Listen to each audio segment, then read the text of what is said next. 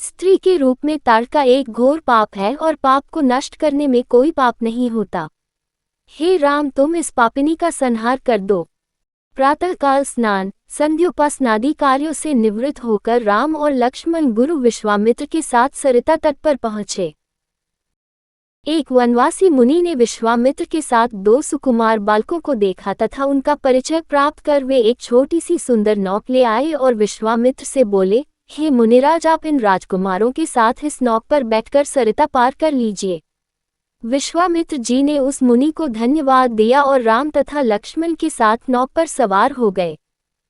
इस प्रकार वे सागर से मिलन की आतुरता में कलकलनाद के साथ दौड़ती जा रही उस नदी को पार कर गए। नदी के उस पार एक भयानक वन था। उस वन को देखकर राम बोले, गुरुदेव, यह वन तो बड़ा भयंकर है। सभी ओर से सिंह, व्याघ्र आदि हिंसक पशुओं के दहाड़ने और हाथियों के चिंघाड़ने की ध्वनि आ रही है। जंगली सुअर, भालू, वन भैंसे आदि वन्य प्राणी भ्रमण करते दृष्टिगत हो रहे हैं। वृक्षों की सघनता के कारण सूर्य का प्रकाश इस वन के भीतर घुसने का साहस नहीं कर पा रहा है और इसी कारणवश चारों ओर अंधकार हो रहा है। इस अति दुर्गम वन का क्या नाम है? राम के इस प्रश्न का उत्तर विश्वामित्र ने इस प्रकार दिया, हे राघव, पूर्व काल में इस स्थान में वन न होकर मलदा और करोप नाम के 2 बड़े समृद्ध राज्य हुआ करते थे। दोनों ही राज्य ऊंची ऊंची अट्टालिकाओं, वीथिकाओं तथा सुंदर पथों से सुशोभित थे तथा धन धान्य और समृद्धि से परिपूर्ण थे। दूर दूर के व्यापारी यहाँ पर व्यापार करने आया करते थे, किंतु ताड़का नामक एक यक्ष कन्या ने उन दोनों राज्यों का विनाश कर दिया।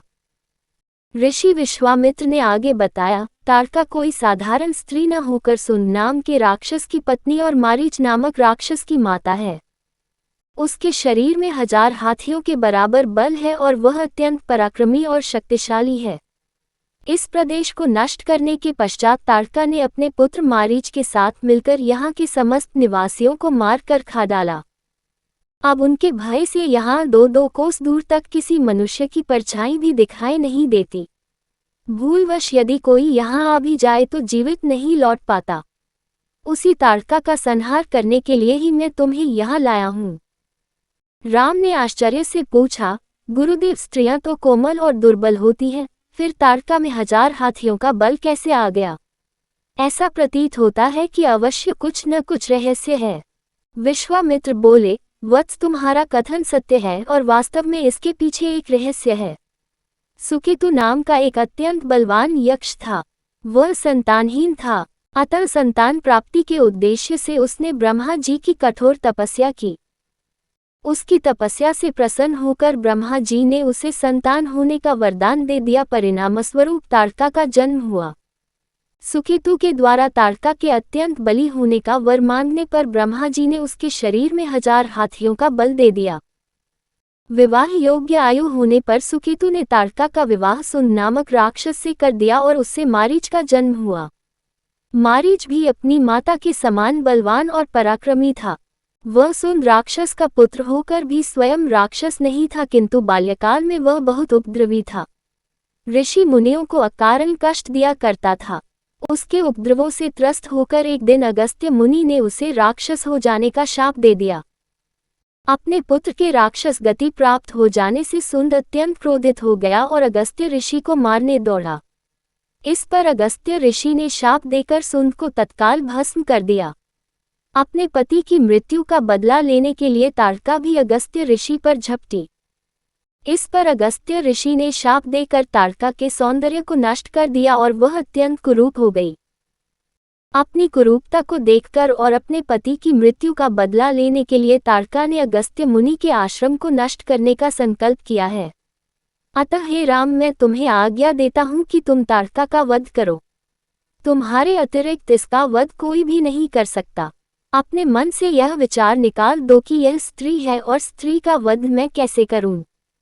स्त्री के रूप में यह एक घोर पाप है और पाप को नष्ट करने में कोई पाप नहीं होता।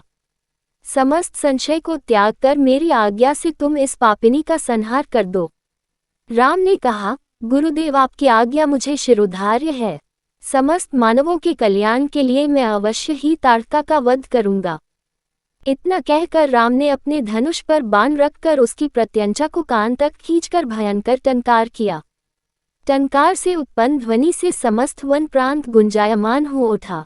वन्य प्राणी भयभीत हो इधर उधर भागने लगे। इस प्रकार की अप्रत्याशित खलबली मची देखकर ताड़का क्रोध से भर उठी। धनुष ताने राम को देखते ही इस विचार से कि कोई अपरिचित कुमार उसके साम्राज्य पर आधिपत्य करना चाहता है, वह क्रोध से पागल हो गई। राम पर आक्रमण करने के लिए वह तीव्र गति से उन पर झपटी। ताड़का को अपनी ओर आते देखकर राम ने लक्ष्मण से कहा, हे सौमित्र, ताड़ के वृक्ष जैसी विशाल और विकराल मुख वाली इस राक्षसी का शरीर कितना कुरूप है। इसकी मुख मुद्रा देखकर ही प्रतीत होता है कि यह बड़ी हिंसक है और निरीह प्राणियों की हत्या करके उनका रक्तपान करने में इसे बहुत आनंद आता होगा। तुम एक तरफ सावधान होकर खड़े हो जाओ और देखो कि कैसे इसे मैं अभी यमलोक भेजता हूँ।